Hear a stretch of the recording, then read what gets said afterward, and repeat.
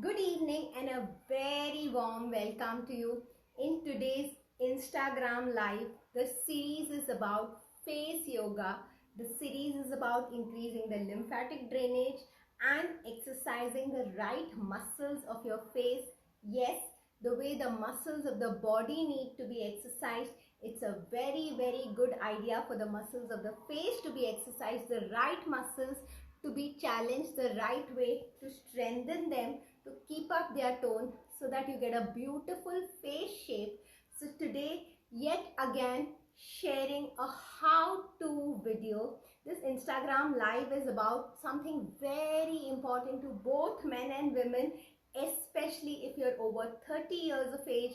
If you are over 35 or 40, I think it's absolutely high time that you invest in your well-being. You invest in something that is going to help you age slowly. I want you to be proactive. I want you to be ambitious.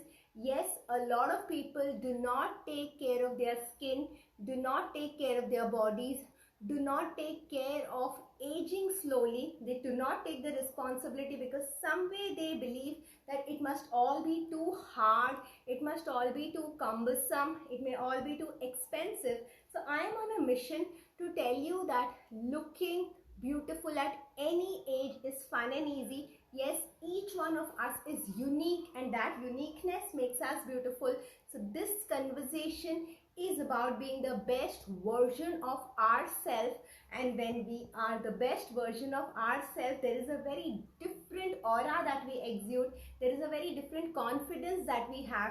So this conversation and all my conversations on Facebook Live and Instagram Live are about making informed choices, and the choices that help you take care of yourself at a cellular level. We will be talking about the best practices, the most trending practices, proven practices which are guaranteed to work, practices which have a sound scientific basis to it, and I will be sharing the philosophy of the practices to them. I think it's important to know why a particular thing is done, why it is done in a particular way, what is the logic and the science behind it, and then I will be sharing with you the how about what is being done.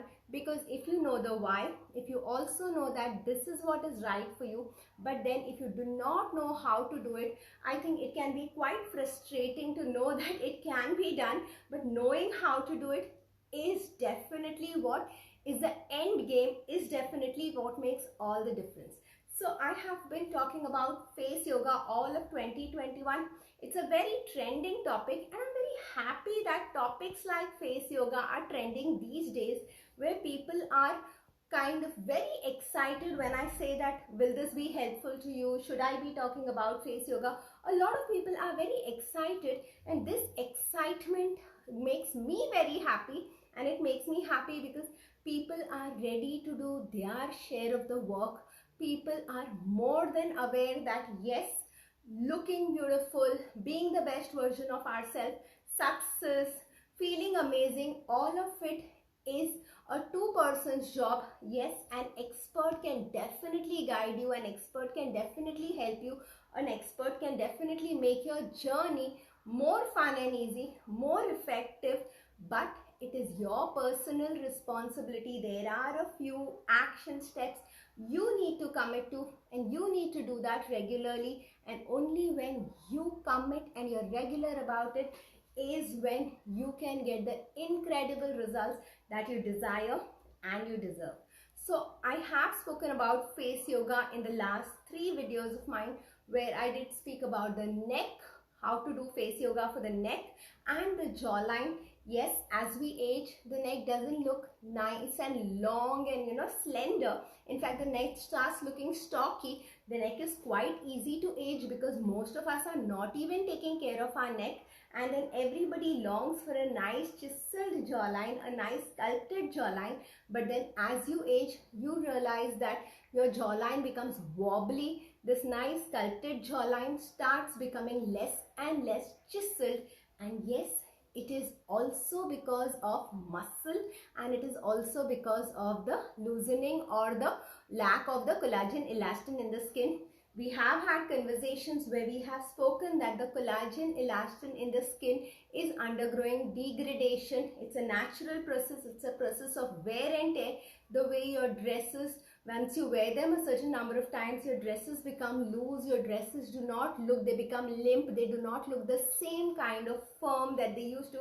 A similar change is happening to the collagen elastin of the skin. It is happening from the age of 30 onwards. So you are losing as much as 1% collagen elastin from your skin every year from the age of 30 onwards. In fact, some studies say it could be as early as 25. And because of this, by the time you're 35, by the time you're 40, if you're over 40, it is quite obvious that the skin has lost its firmness. There's some amount of limpness in the skin. So this is about the collagen elastin part of the skin. And yes, there are many ways, simple ways, effective ways, ways with no side effects. No, we're not talking about the ways that use chemicals. We're not talking about the ways that use injectables or surgery, because those ways are not for everybody. There is a small niche of people who are looking at quick fix, who want to see tremendous results in a very short period of time, and I respect them too. They have a need where they are willing to invest a lot of money and make sure that they get tremendous results in a very short time.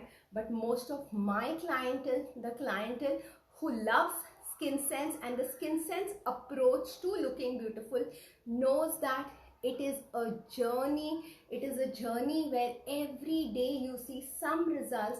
Within 3 weeks you're able to see visible results, but it's a slow and steady journey of nourishing your own cellular health, and as a byproduct, your skin and hair can be the best version of itself. Yes, it's wonderful to be aspirational, but to me, the best aspiration is to be the best version of ourselves.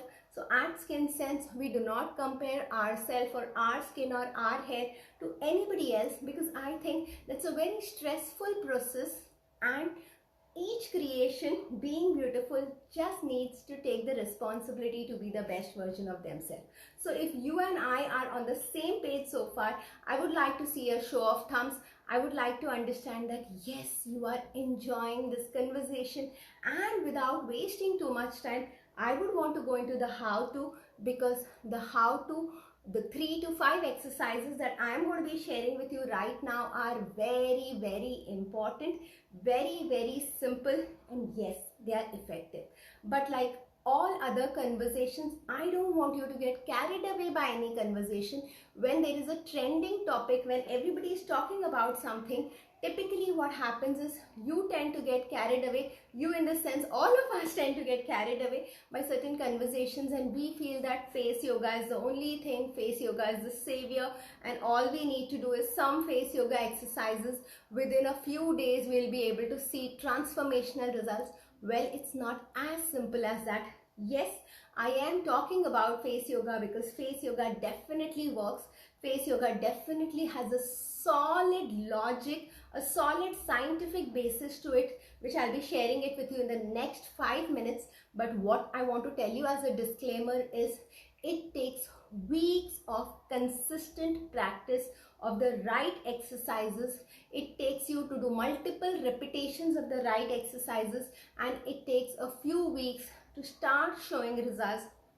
So if you like what I am sharing with you, save this video, share this video, look at this video a couple of times, and start implementing these exercises. There are so many exercises available, but I have made sure that what I begin sharing with you in the first series of face yoga is the simplest. It is very easy to understand, it's very easy to execute, and it is a sure thing that you will not make mistakes in doing these exercises. As a doctor, one of the reasons I felt very responsible to having this conversation with you is because though it seems like a simple do it yourself, do it at home kind of thing, and everybody said that let me start doing it, let me start teaching it, but then exercising the muscles of your face can be a very responsible conversation, because if you're overdoing something or you're exercising the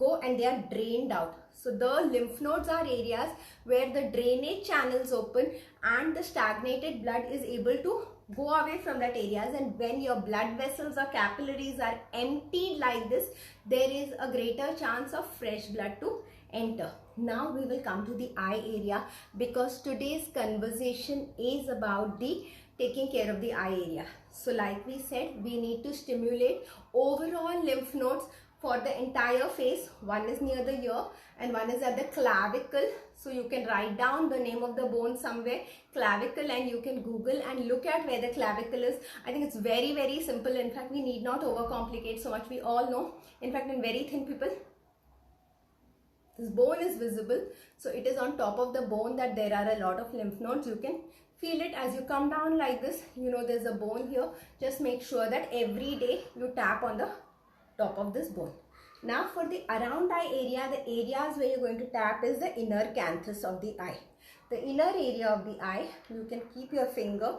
We recommend the ring finger because the ring finger is the one which has minimum pressure. So yes, firmness is important, but being hard is not important at all. In fact, if you do it very hard, you may do more harm than good. If you're irritating a tissue, if you're making any kind of a cell angry and irritated, it is going to cause oxidative stress. It is going to cause some kind of a damage, and we do not want that. So you can put your hand here and you can just massage here. So every night at bedtime, it's a good idea in circular motions to massage this area. Maybe you can do 30 rounds and you can do 3 to 5 sets of this 30 rounds, but massaging this area is going to ensure that the puffiness on the above eye area, you have to do it consistently. What I see people do is, I see people do it only when there is eye puffiness. If they wake up one morning and see a lot of eye puffiness, that is when they start massaging around the eyes. Also, sometimes if they have to go for a function and then they see eye puffiness, so they do it so randomly and so erratically, that may help you transiently, but that is not what is going to be a game changer. A game changer in wellness and beauty is consistency. So I don't want you to do very, very difficult things. I don't want you to do extensive regimes. I want you to learn very simple things that you could do just probably as your milk is boiling. You could do it as you're watching TV. You could do it as you're listening to some music. Whatever is your morning ritual, in the same time you can do it, but I want you to be extremely consistent with it. So this is one point where I want you to massage, and this is coming here. This is another point that I want you to massage. Here you can put, because you can be a little firmer, you can use your index finger and put your hand finger here and in circular motions massage it. Just doing these two things also will ensure that a lot of puffiness around the eyes comes down. So as I share this with you, as a doctor, I can tell you certain things which you will definitely understand, that the eyes and the nose are connected. Like there is a channel and the eyes and the nose are connected very closely. That is the reason when we cry, we have water coming out of the nose. At the same time, when we have a bad cold, we have water coming out of the eyes.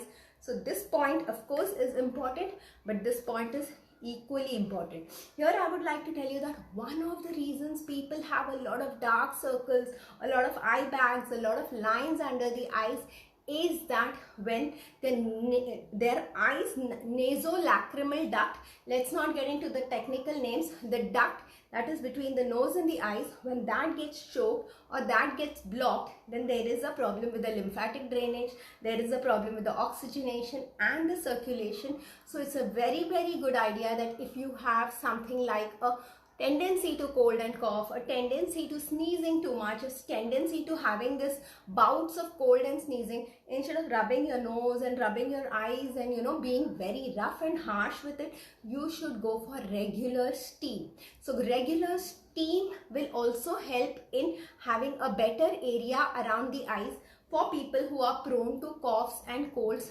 because it is about the lymphatic drainage. So these are the two things which I definitely want you to pay attention to. Now it comes to pinching this area. So this muscle needs to be moved. So the eyebrow muscle.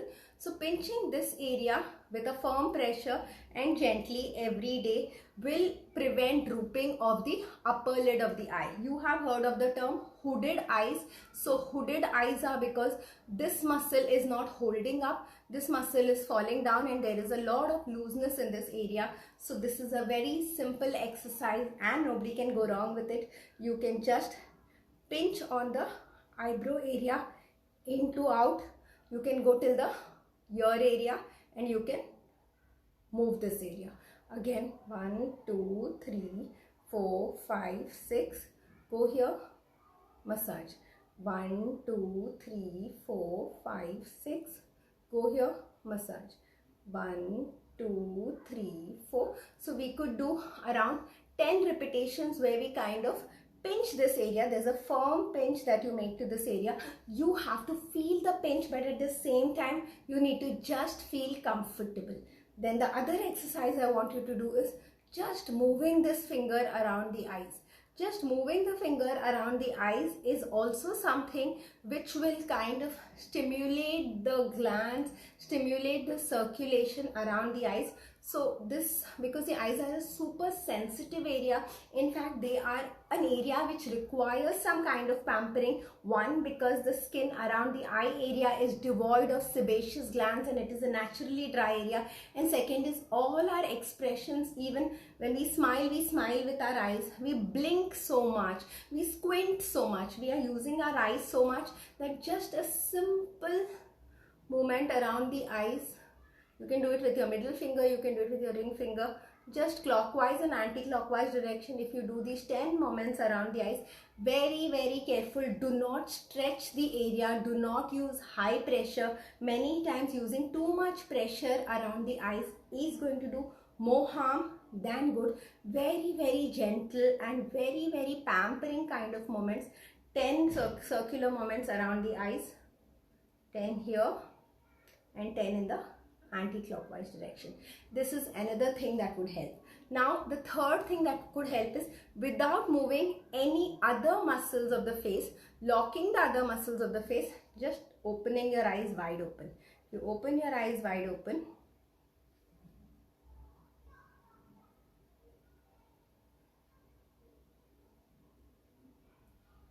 For 10 counts and 5 times, just opening your eyes wide open is something which is going to stretch all the muscles of the eye, and that is going to be helpful too.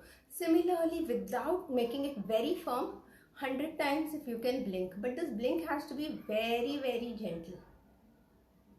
So be very, very careful that you don't blink it tight, because when you blink it tight, the areas around the eyes, they are getting squeezed. We don't want to do that. We want to do a very relaxing kind of a muscle stimulation, not a very aggressive kind of a muscle stimulation, because too much aggression is going to cause more wrinkles. So simple blinking without making sure that you hardly feel it. Should be like a feather light blinking and very soft, but you will have to do around 100 blinking per day. You can count up to 100. I think it will kind of be a very relaxing thing for the mind also. Just counting 100 and simple blinks of the eye without putting too much pressure on the eye can be a good exercise. Now coming to holding the upper eyelid on the upper side. So when we talk about exercise, we talk about resistance, which means that when we have a little bit of, like, we use weights, so we use something as to counter the work of the muscle, so that the muscle has to push itself against something that is stretching. So similarly, I want you to stretch the upper portion of the eye and slowly close the eyelid. Slowly close the eyelid. Slowly close the eyelid. Do it mindfully. You will feel this muscle getting stretched. Only if you feel this muscle getting stretched is it a thing that you are doing the right thing. This exercise is very, very good for hooded eyes, droopy eyes. Make sure that you hold this and you gently, you can do it both together also once you get the practice, but you have to pay attention that this muscle is getting stretched and you are not using any other muscle.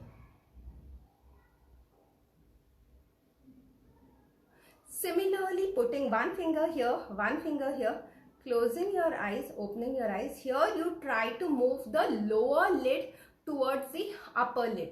So do it consciously, do it mindfully, have the right intention. So I'm holding one finger here, putting medium pressure, locking it, and now I'm just closing my eyes.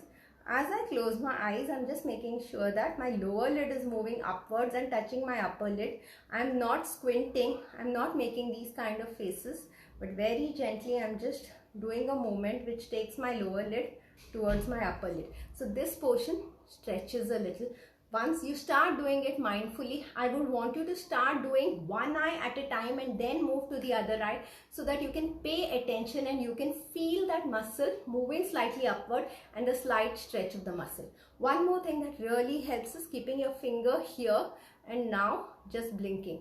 You will be able to feel that this muscle is moving in and out. This muscle is moving in and out. As you lock your finger and put a gentle pressure here, you will be able to feel that this muscle moves in and out. So doing this moment where you're stretching this muscle will prevent the crow's feet, will keep the eyes in a nice shape. So I think we have had a few exercises for today. These are just the basics, but these basics are going to work because we need to make sure that the muscles of the upper lid are doing some work, the muscles of the lower lid are doing some work, and this portion is also doing some work.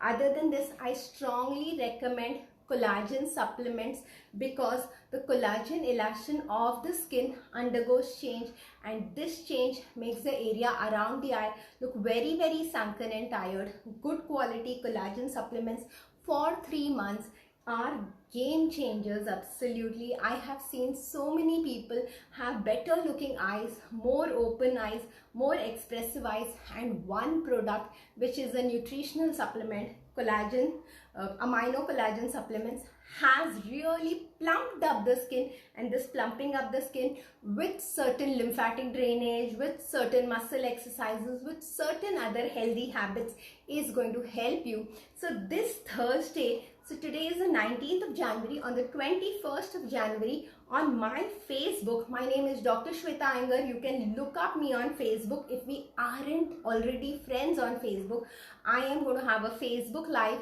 9 to 9:30 on 21st of January, where I am going to share with you how to choose the right collagen supplement to stay younger for longer, to make those differences in your skin and your hair that you're looking for. So I'm going to talk all about choosing the right collagen supplement, how much you need to take, how often you need to take. So I think that will be a very helpful conversation, especially because I can see that you people are learners. You want to know what scientific is happening in the world, which can make the journey to you being the best version of yourself even more fun and easy. I invite you to follow me on Facebook. I invite you to mark it in your calendar and be there for this. Those of you who have joined in late for today's conversation or want a revision of today's conversation, I will download this and record it and upload it on my YouTube channel. Also, the previous videos I have recorded on my YouTube channel, you can go subscribe to my YouTube channel, or before you subscribe, just go have a look and see whether it adds a lot of value, and if it does, I request you to subscribe and share and leave your comments. So Purvi, how many times in a day do you have to do it? So then you can do it probably 2 times in a day for best results. But it is even so, how many times a day is of course important, but what is more important is the consistency. You will have to do it minimum every single day for 3 weeks to see the first level of change. Then if you can do it for 3 months, you see the next level of change. And people who've been doing any kind of exercise more or less every day for 3 years, they are the people who we look up to, who we say that you have maintained yourself so well, who are getting all the compliments. So it is more than getting carried away and doing too many repetitions or doing it too many times a day. I would recommend we could start with just once a day, but be very consistent with it, not make any excuses. Do it for 21 days without a break at a stretch. That is good enough to give the results. Now, how many repetitions of these exercises must you do? So you can do something like 10 repetitions and you can have 5 sets or 7 sets. You could start with 3 sets, and then as early as 3 days later you could make it 5 sets. Once you feel you're comfortable with 5 sets of 10 repetitions each, then you could make it 7 sets or 10 sets. The logic is to stretch the muscle, to make it feel a little tired. You know, the way people who do abdominal crunches or any kind of muscle exercises, they do it till they start feeling that yes, my muscles are tired and my muscles want me to stop, but I am still going to challenge my muscle and do 2 to 3 repetitions more, and then I'm going to take a relaxing break. So you can do the same thing. Another 2 last things I would like to share with you before I sign off for today, because there's a lot of information and there's a lot more information that is going to be shared with you in the weeks to come, but I want to make sure that I keep it as simple and doable as possible. I do not overwhelm you, because I think overwhelm only leads to inaction. So one of my key ways of communication is to simplify and to oversimplify, and by this simplification and sometimes oversimplification, I am able to empower you with action. Is that correct? So thank you so much for acknowledging that. So the last 2 things I would like to share with you is, one thing that can help you is using a spoon, using the ulta side of the spoon, like the concave side of the spoon is on the outside, whereas the convex side of the spoon is on the inside. So dipping the spoon in cold water and just holding the spoon on your eyes. You could, if you have puffy eyes, before you leave the house, you could just try it. You could keep the spoon in a freezer, or you could keep the spoon in a cup of very cold water, ice cold water, and just holding the spoon like this, because the spoon will fit into the socket of the eye, is going to work for you. And so please, clear in Hindi, I did not get your question. Probably Bharti, आप मुझे personal message में भेज दीजिए, मैं आपको voice note भेज दूंगी. सो मुझे समझ में नहीं आया कि आपको कौन से पार्ट मुझे हिंदी में क्लियर करके बताना है, but no problem at all. आप आपका व्हाट्सएप नंबर भी अगर ड्रॉप कर देंगे तो आपका जो पर्टिकुलर क्वेश्चन है उसका मैं WhatsApp voice note भेज दूंगी. So coming back to the last 5 minutes, so keeping the spoon at bedtime, if that makes sense to you, or in the morning, so that when you go out and you face the world, your eyes look a little more open. Yes, this can also improve your lymphatic drainage. And the last thing which I have said, and I feel it really works, is when we go out in the hot sun, when we express ourselves in the open, when we go out for trips, for picnics, we squint a lot, because I live in Mumbai and the sun in Mumbai is very, very hot. I think the sun is hot everywhere, but then in certain places it's more hot, like it's February and it's still very hot in Mumbai. So in these hot places where the sun is right over your head and you're out somewhere, you tend to make these faces and you tend to squint a lot. So making these faces, squinting a lot, is harmful to the eye. This constant stretching of the muscles is causing aging around the eye. So I would lovingly tell you to invest in a good pair of sunglasses. So a sunglasses is like sunscreen for your eyes. I don't think we're applying sunscreen very close to the eye. So when you use sunglasses, one is it gives you UV protection, which is always a good idea, because UV damage can cause collagen breakdown. And the other thing that it does for you is, because of the coolness around the eyes, because of the harsh sun not hitting your eye, you're squinting a lot less. So making sure that you don't do exaggerated moments, making sure that you don't have to squint too much, making sure that you're not rubbing your eye too much, making sure that you're not applying too much pressure in removing eye makeup. These are a few basics that are going to keep the skin around the eye healthier for longer and help you be the best version of yourself at any age. Thank you so much for being there, participating, asking questions.